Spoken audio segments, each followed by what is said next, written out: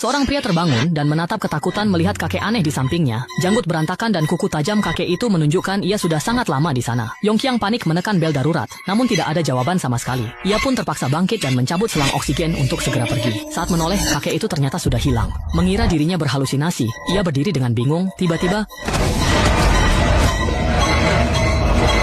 hampir tercekik mati. Yongqiang sekuat tenaga berhasil mendorong kakek menjauh. Ia kabur dari ruang perawatan untuk minta tolong, tapi kakek itu menerjangnya lagi. Keduanya jatuh ke lantai, lalu Yongqiang memungut pisau bedah dan menusuk leher kakek itu. Untuk berjaga-jaga, ia menikam dada kakek itu berulang kali guna memastikan kematiannya. Yongqiang lalu bangkit dan berteriak minta tolong. Namun, di rumah sakit luas itu, teriakannya tak membuahkan hasil. Tiba-tiba, terdengar suara dari belakang. Saat menoleh, ia melihat mayat kakek itu sudah hilang. Dengan bingung, ia maju perlahan. Di lantai, hanya tersisa genangan darah. Mustahil. Tadi kakek itu jelas tertusuk berkali-kali. Tak mungkin masih hidup. Sadar ada yang aneh, Yongqiang membawa pisau bedah dan mendekat. Di depan pintu ruang perawatan, ia melihat kakek itu berbaring utuh di ranjang tanpa luka atau darah sedikit pun. Ia segera mengambil ponsel dari saku untuk menelepon polisi, namun ternyata tidak ada sinyal sama sekali. Setelah berganti pakaian dan hendak pergi, tiba-tiba muncul seorang perawat dengan aura yang aneh. Meskipun begitu, Yongqiang tetap menceritakan kejadian yang baru saja dialaminya kepada perawat tersebut. Diserang oleh siapa? Namun saat ia menoleh, kakek yang tadi diranjang tiba-tiba sudah lenyap. Perawat itu pun sudah tidak ada lagi. Menyadari keanehan itu, Yongqiang langsung berbalik dan berlari. Begitu ia menyalakan lift, terdengar suara raungan dari belakang. Ternyata kakek itu sedang mengejarnya. Melihat kakek itu hampir saja sampai di depannya pada saat-saat genting, pintu lift akhirnya terbuka.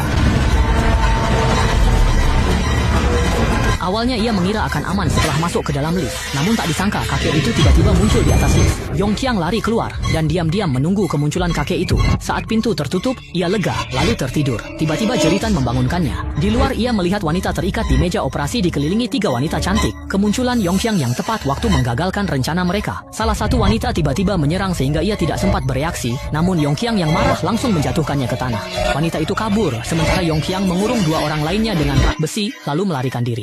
Susan menjelaskan ia ke rumah sakit untuk operasi, namun terbangun di antara 3 wanita aneh. Mereka pun berencana kabur dari tempat menyeramkan itu. Di pos perawat, Yongqiang menemukan telepon yang ternyata tak bersinyal. Saat berdiskusi mencari jalan keluar, tiba-tiba terdengar suara minta tolong yang menarik perhatian mereka. Yongqiang menemukan Heizi terkurung di kamar pasien. Melihat Heizi terkunci, Susan waspada dan melarang Yongqiang menyelamatkannya. Namun Yongqiang melihat kebaikan di mata Heizi. Baginya Heizi orang normal, dan makin banyak orang, makin besar harapan selamat. Tapi Heizi tak banyak membantu. Ketiganya lalu ke lift lain. Namun saat mendekat, mendadak terdengar jeritan pilu dari belakang.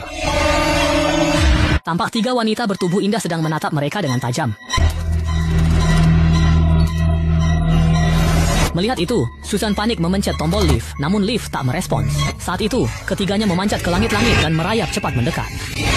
Terima kasih sudah pulang. Saat genting, mereka bersembunyi di lorong, tapi tak akan lama. Yongqiang menyuruh temannya lari, dan dia mengulur waktu. Melihat para wanita hampir membuka pintu, Yongqiang pun kabur. Namun saat turun, tangan putih kecil menangkapnya. Saat mendongak, ternyata kosong. Yongqiang ketakutan dan mundur, lalu pria kekar memeluknya. Jangan di sana. Yongqiang ingin bicara, tapi pria itu mengaku menyelamatkannya. Karena kasihan Yongqiang tetap ingin menolong mereka. Namun pria itu melarangnya sambil mencekiknya. Tiba-tiba Yongqiang melihat pria itu tak berwajah. Saat ketakutan, seorang wanita muncul dan memukul jatuh pria itu. Yongqiang pingsan. Saat sadar, ia terbangun di rumah sakit. Ia mengambil kunci Inggris dan saat keluar kamar, seorang pria menghadangnya. Ternyata pria itu juga sangat ketakutan oleh monster. Setelah berbicara singkat, mereka berdua sadar bahwa mereka adalah sesama pasien yang terjebak. Yongqiang pun tahu bahwa pria itu adalah seorang polisi yang mengajaknya mencari jalan keluar lain sebab pintu utama tiba-tiba menghilang. Yongqiang sempat terpikir untuk memecahkan jendela, tapi saat dia membuka tirai, di luar ternyata benar-benar gelap gulita. Dia mengira seluruh rumah sakit sedang mati listrik akibat serangan hacker. Apa maksudmu? Maksudmu seperti teroris. Namun saat dia menoleh lagi, dia mendapati polisi yang tadi masih berbicara dengannya juga sudah menghilang. Wei Yongqiang mengambil kunci Inggris lalu keluar ruangan.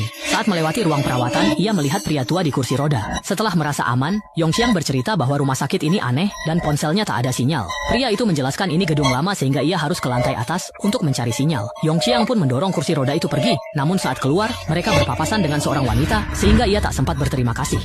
Tiba-tiba lampu mulai berkedip. Mereka segera memutuskan untuk pergi. Pria tua dan Li Ji berdebat. Pria tua itu ingin naik ke atap, tapi Li Ji ingin ke parkiran mencari mobil. Tiba-tiba Yongqiang mendengar langkah kaki. Ternyata itu adalah pria kekar yang mereka temukan temui tadi. Mereka harus menyingkirkannya dulu. Yongxiang pun maju mendekati pria itu. Namun saat ia baru saja sampai di tikungan, ia melihat gadis kecil muncul mendadak. Saat si gadis menunjuk lampu, lampu itu meledak dan suasana menjadi gelap. Li Ji tiba tepat waktu, membuat Yongxiang sadar dari halusinasinya. Pria kekar itu pun melihat mereka dan berkata Yongxiang tak boleh bersama wanita. Kau pasti akan sangat menyesalinya nanti. Tepat pada saat pria berbadan kekar itu hendak berubah wujud menjadi sesuatu yang lain, tiba-tiba saja seorang lelaki tua muncul di sana tepat pada waktunya. Pria kekar itu segera berjalan ke arah lelaki tua itu, lalu menyeretnya pergi. Yongxiang awalnya ingin menolong lelaki tua itu, tapi saat dia sampai, keduanya sudah menghilang. Tak berdaya, Yongxiang pun hanya bisa melarikan diri bersama Li Ji. Mereka berdua masuk ke dalam lift. Li Ji menekan tombol ke lantai dasar, tapi Yongxiang merasa lebih baik naik ke atas untuk mencari sinyal. Saat mereka berdebat, pria kekar itu kembali muncul di luar lift. Setelah perkelahian singkat, pria kekar itu menculik Li Ji. Ketika Yongxiang bangkit, semuanya sudah terlambat. Begitulah, lift terus turun ke bawah. Yongxiang buru-buru bangkit dan ingin naik ke atas, tapi dia sadar semuanya sudah terlambat. Tiba-tiba, terdengar suara ketukan dari atas lift.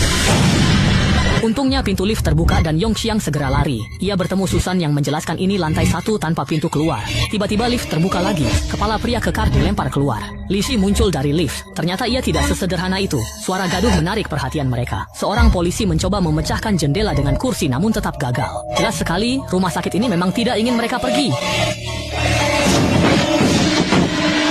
Ini kan lobi, bukan? Jadi, di mana pintu utama?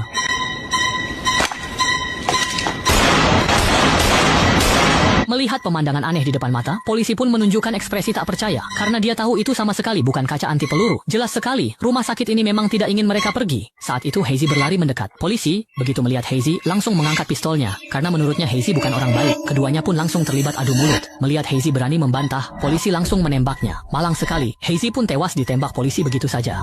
Ketiganya terpaku karena sangat terkejut. Polisi kemudian meminta Li Ji membawanya keluar, namun langsung curiga setelah mendengar bahwa Li Ji baru mulai bekerja. Saat itu, Yongxiang menyadari bahwa kepala di lantai telah hilang. Tiba-tiba pintu lift terbuka perlahan dan langsung menyeret polisi ke dalam.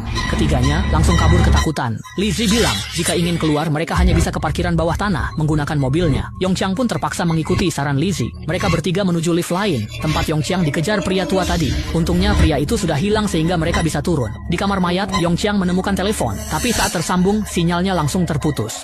Polisi yang tadi tiba di sana dan melihat luka tembaknya ternyata sudah hilang. Tak peduli, ia ingin segera kabur dari rumah sakit aneh ini. Ia minta dokter membawanya ke pintu parkir. Namun di ujung koridor, pintu keluar di depan terbakar hebat. Polisi tetap maju. Susan pun ingin pergi, tapi Yongxiang ragu karena merasa mereka tidak akan selamat jika masuk ke sana. Melihatnya bimbang, Li Ji berkata agar mereka mengikuti sarannya saja. Kalau begitu mereka bisa keluar dari sini. Setelah mendengar itu, Yongxiang pun akhirnya setuju. Namun tiba-tiba Heizi berlari keluar dan langsung menyerang polisi itu.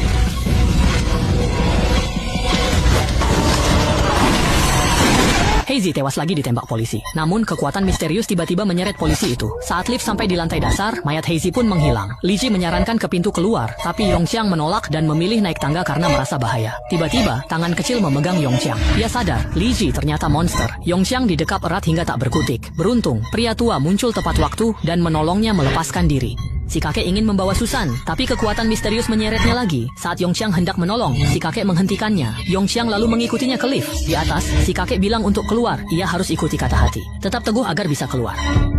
Lewat kamar bayi, Yongxiang mendengar tangisan dan berhalusinasi melihat istrinya menggendong bayi. Sang istri menyuruhnya ke atap jika ingin keluar. Saat halusinasi hilang, pria tua mengungkap bahwa Yongxiang sebenarnya sedang berjuang antara hidup dan mati akibat kecelakaan mobil. Teringat pesan istri dan pria tua itu, ia sadar harus ke atap demi menemukan sinyal dan menentukan pilihannya. Ayo ke atap.